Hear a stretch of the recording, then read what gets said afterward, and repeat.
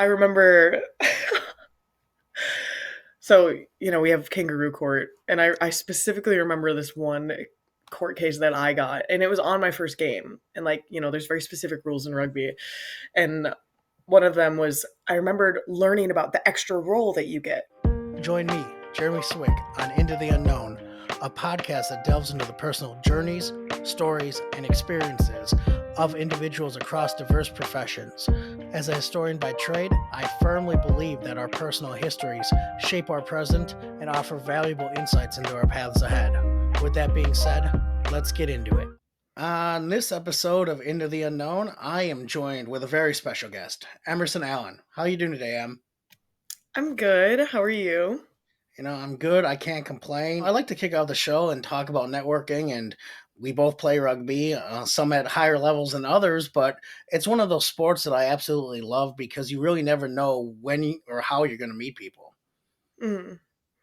Yeah, I mean, honestly, I think it's such a big sport, but it's such a small world at the same time. Like when you find people and connect people that play rugby, it's so exciting, and like everyone shares that same passion in a way that like I hadn't experienced in other sports before.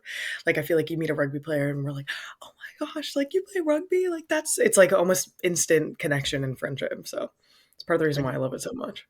it really is, and shout out Sophie Purs. I mean, any friend of Sophie is a friend of this podcast, and she's just great, and it's so nice to meet people like that who talk about their dreams and then actually go execute on them. Yeah. Yeah, no, she's amazing, like, an inspiration to me as well, just, like, her constant, like, grit and determination to do exactly what you said, you know? It's like we're all chasing dreams and things like that, so to surround yourself with people that have that vision is, and it's really important. It really is. It's funny you mention that because I was just looking back as I was preparing for the episode and all that good stuff, and she was a guest 57 episodes ago, which just means 56 weeks or 57 weeks ago, and it's just really cool to see even that transformation from my past guests as they continue with their journeys. It's been over a year now, and it's just really cool to see how that unfolds. Yeah. Yeah, that's wow, I didn't realize time is flying because I remember when she did that interview with you because that was when we were still at Rhinos, I think. So it's just this year has gone by so quick. It really has. So I want to know a little bit more about you. That comic book issue number one, your origin story. Who's Emerson Allen? Oh, like my rugby origin story? Whatever you want, wherever you want to start it. Okay, well, I mean, we'll start with college then. But like, I've played sports my whole life and I'm pretty tall, so like volleyball was like something that I fell in love with. Um, but when I went to college, I thought I was done playing sports. I thought that I was like, oh, like I'll find my passion in something else. Like, I've done it for too long. So I went into college without doing anything and realized that within the first like couple months of my university that I was missing like a really big component of myself. So I went to like the club fairs. Like I thought there was going to be club volleyball was kind of going to be my plan. But I went to a club fair. This is at Eckerd College in St. Petersburg, Florida, and the rugby team was like, I'm 6'1", I'm pretty tall, so like people see me and they're like, come play sports. And so they came and was like, come play rugby. And I was like, no, like absolutely not. And cause I didn't really know what it was. Like, I just knew that it looked like intense and kind of scary. But they just kept asking me and the community, it was the people that eventually got me to play. Like they were just so sweet and so kind. And like, then I played in my first practice and had no idea what I was doing. And I think I played, like, I practiced that week and then played in the game that next weekend and, like, literally had no idea what was going on. And it was hilarious, but I had so much fun. And, it just, like, instilled this love for rugby in that moment and, took me from Eckerd, and then I always wanted to play higher level. And our coach, really looked up to Life University, the Dune Elite College in Georgia.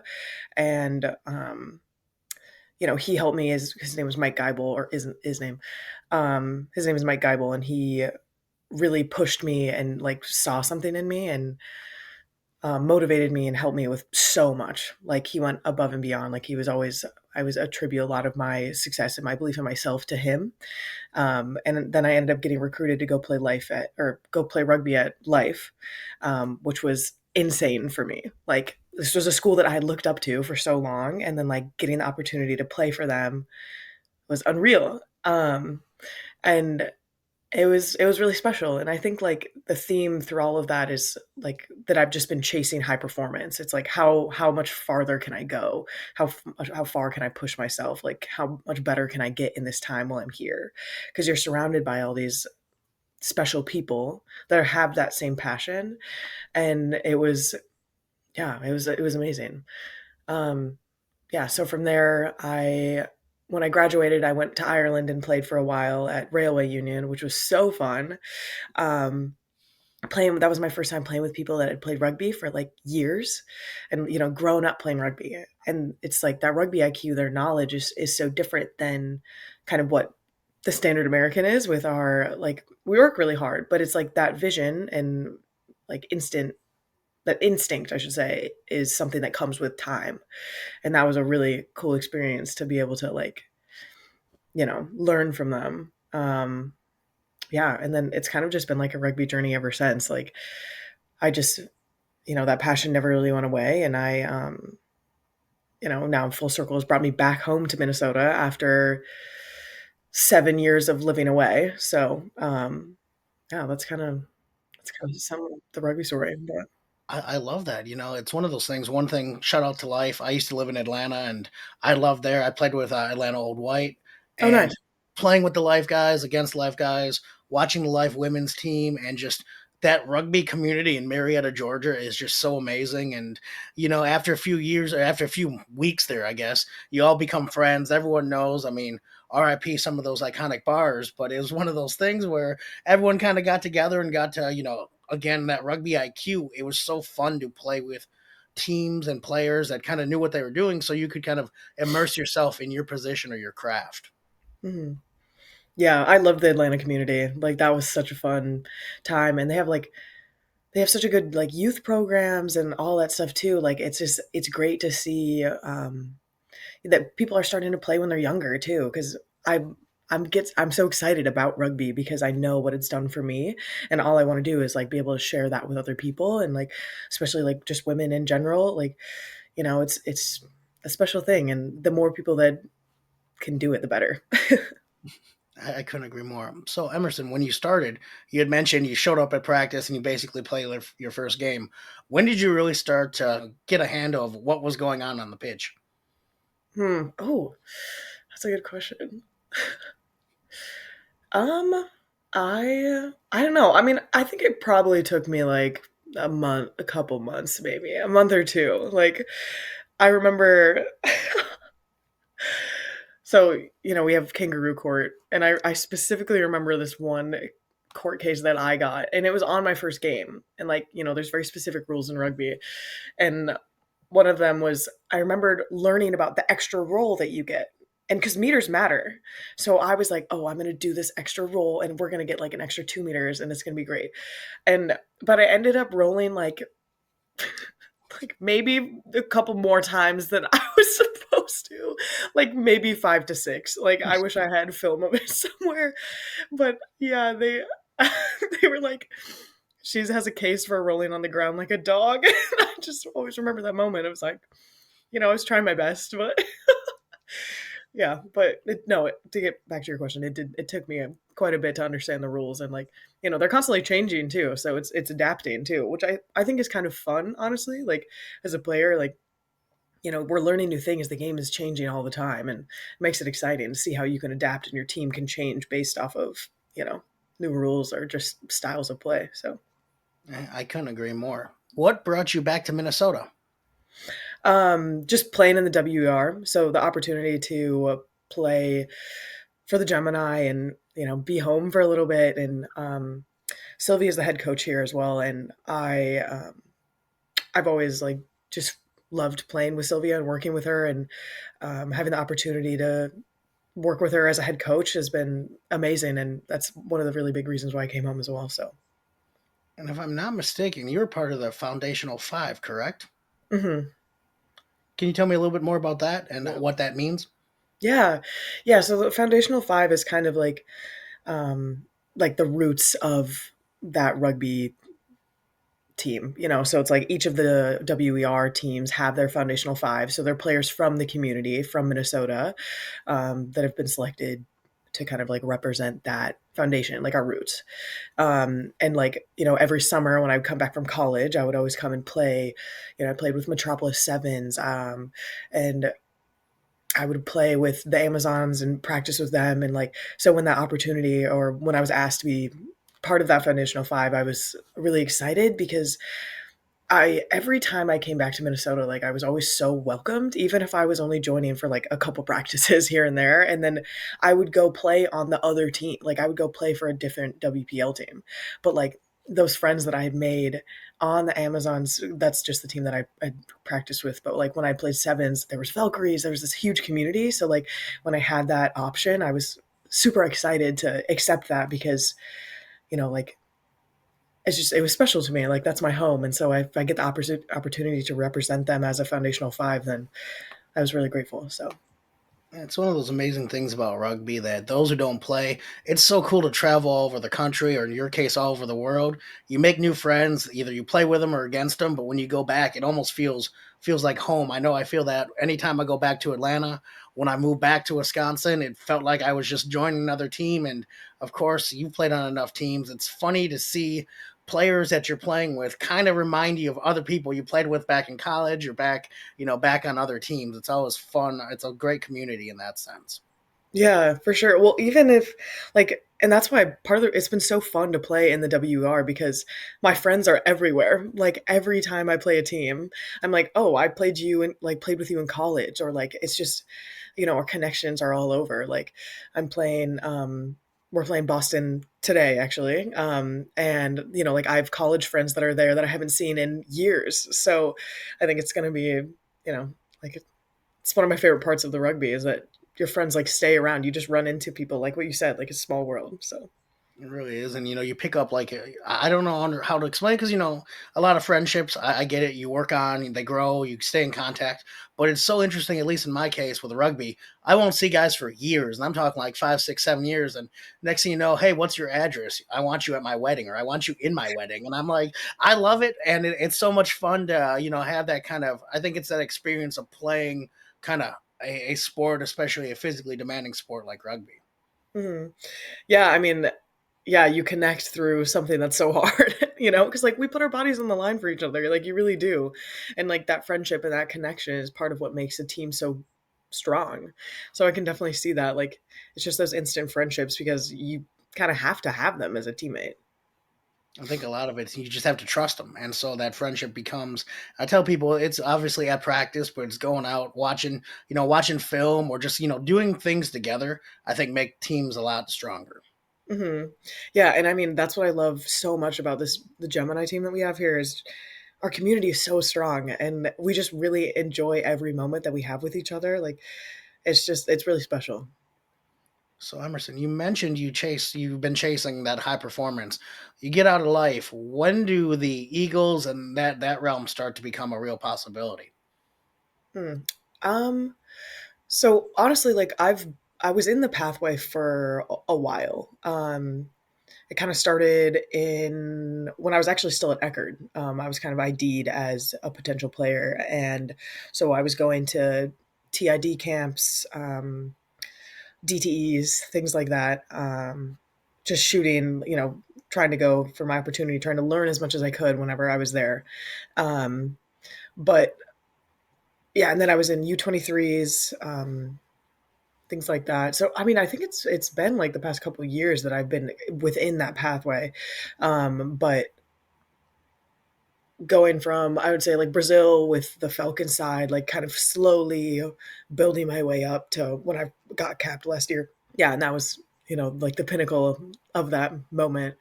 So yeah. What was that experience like? Because it was in Japan, or it was against Japan, if I'm not mistaken. Yeah. It was unreal. It was a really special moment. when you work towards something for so long and then it happens, it's like something that's kind of hard to explain. And getting that opportunity to represent my country was just so special. And it's still like I'm still at a loss for words of what it really means. Because you work so hard and then you get there and it's amazing, but your job isn't done. Like getting the jersey isn't the end of the game. That's I want to continue to grow and see how I can build the jersey and like how it can continue and push limits. So it was really special, but it was also interesting because I was like, my it's not over yet. Like this isn't the last thing, Like how can I continue to be better? Um, but it was really cool, and Japan itself was such an amazing experience. Just like the crowd there was so special and so excited for everybody. Um, and it was like truly an honor to have that experience, especially there, and just yeah, it's something I still can't describe, obviously. So On everyone's journey, make a decision not really knowing the outcome. Can you give me a time where you just went for it and how it turned out? yeah, yeah. So the year that I got capped, so I was actually in school for physical therapy 2 years ago. So I was pursuing my doctorate, and I was in Boston, and like that was probably one of the most challenging things I've ever done. That was some hard school, and I was playing a little bit for Meantown, but and I loved school. I loved it. Like that is my passion. I want to go back to that for sure. But I was doing this and I felt like something was off and I couldn't describe it. I don't know. Like it was hard and I knew I was supposed to, I knew that it was like what I want, but I felt like I wasn't supposed to be there. And I went through like a couple months, like almost into a year of that schooling. And I had a conversation with one of my professors and I was like, I think I want to keep playing rugby. Like I'm not done with my dream. And it was so scary because I had worked so hard to get into this school and like done so much to try to get there and had so much support from my family and my friends and like all of this to do something. And then to feel like I wasn't in the right spot was really hard. And so I had this conversation with my professor and he was like, school will be here, like you can always learn, but like, you only can play rugby for a certain amount of time, unfortunately. I only can shoot for my dream for this amount of time. So I decided to take a leave of absence from school and then to hopefully pursue getting capped. And that was very scary. uh, so I took that leap and knew that it was the right decision. And I knew that regardless of if was going to get capped or not, that I'm glad I'm better off following that than wishing I had done it later down the road. So yeah, and then it ended up working out. So And that's incredible. I think it's one of those things. I mean, it's so much of betting on yourself, but also like not not leaving it with any regret. Not like, oh, I think I could have done that. Now I'm in school, I get my doctorate, which is great, and but it's one of those things like to actually go for it and just like see how it unfolds. And I think part of the journey, part of this podcast, part of everything is kind of enjoying that journey and enjoying the process of getting to whatever the next level is. mhm. Yeah, and I mean, I attribute a lot of it to, because like you took a scary step yourself, and like it's nice to be able to know that other people do it too. Like I wish that when I first went to school, I think I was still feeling a little bit of that whisper that I wasn't doing the right thing for me. And I wish that I had a different had different conversations with people in that moment or talked about it more with people, so it's like I'm grateful that we're having these conversations so that people can also hear that it's okay to do something that's not on the streamlined path, like or mainstream, whatever that saying is. um yeah, and because it's these conversations with people that helped me to realize to listen to my own voice and my own heart telling me that. So I appreciate you said that. And since this episode's coming out next week, I'll post it next week. I quit my 9 to 5. I left the museum and I'm all in on my business, Swick Media, which I'm really excited for. And I told some people like you and, Sophie and all that. And I think for me, it was what I'm on episode 105 now. It was 104, give or take, stories of people going for their dreams and going for whatever they want. And as you mentioned, a lot of times that it wasn't quite on the path, or they hit that fork in the road and really needed to make the decision. And you keep asking the same question to different people, and they keep giving the answers of they don't regret it and they're glad they did it. Whether, and I've had some people where it didn't pan out, but they're still so excited that they talked about it and they shared those experiences. And I think for me, it got to the point where I had to stop just listening about it and actually take some action. I love that. I love that. Oh, that like gives me goosebumps. I'm excited for you and your journey, honestly.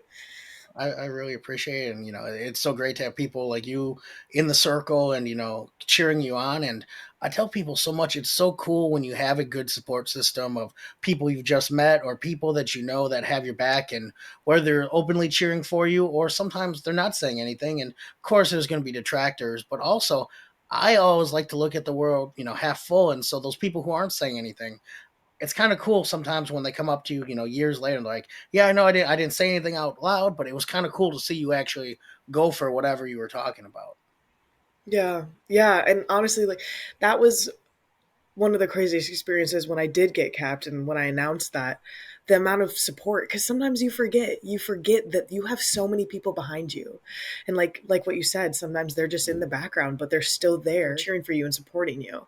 And so when I the amount of messages and support that I got, and I'm sure like you feel the same thing with the decision that you made, because in the long run, like everyone is so happy that people pursue their dreams and their aspirations, because I think deep down that's what we all kind of want to be. We all want to be able to do that.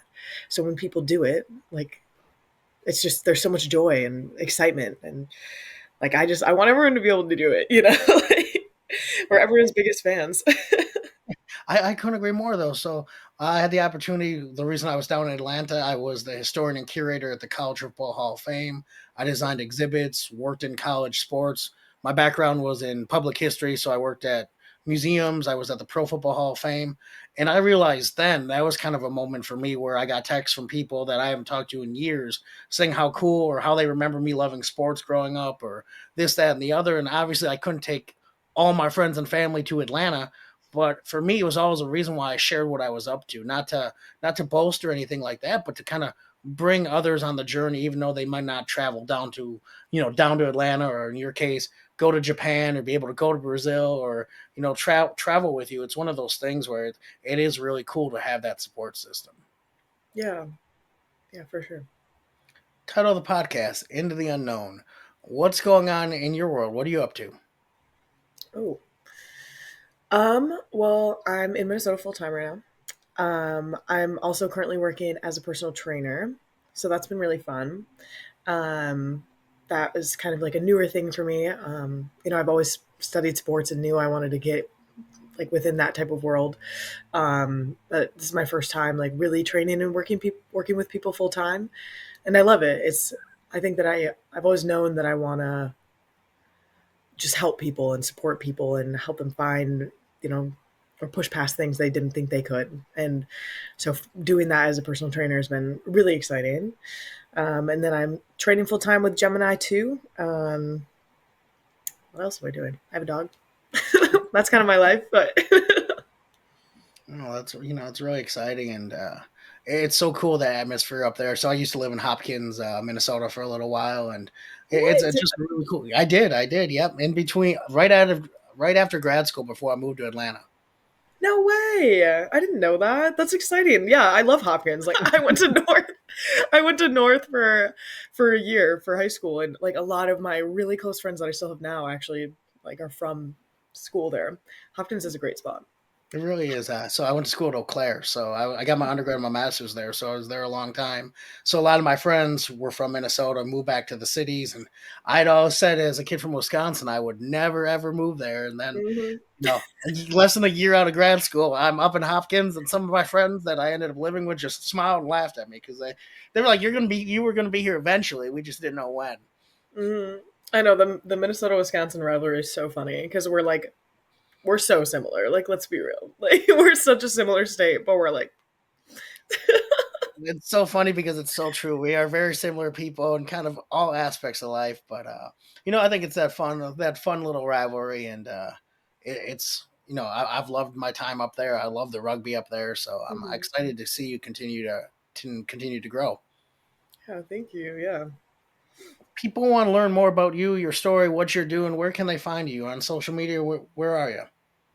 Yeah, I mean, I'm Instagram. I don't post that much, but it's there when it's there. But that's me0599 is my Instagram. It's really cool to see. You just mentioned you don't post much, but anytime you post, it's something really cool. Like, you playing a doubleheader in Brazil, or kind of traveling all over for rugby, or whatever the Gemini are up to. And again, I just want to thank you for taking the time to talk with me. I really appreciate it. Yeah, no, it's been great, and I love these conversations that we're having, and it's been great to get to know you as well, because I know you've always been such a great supporter, and I've heard amazing things from Sophie, and it's nice to finally talk and learn more about you too. So That was another fun episode of Into the Unknown. I truly appreciate you taking the time to listen.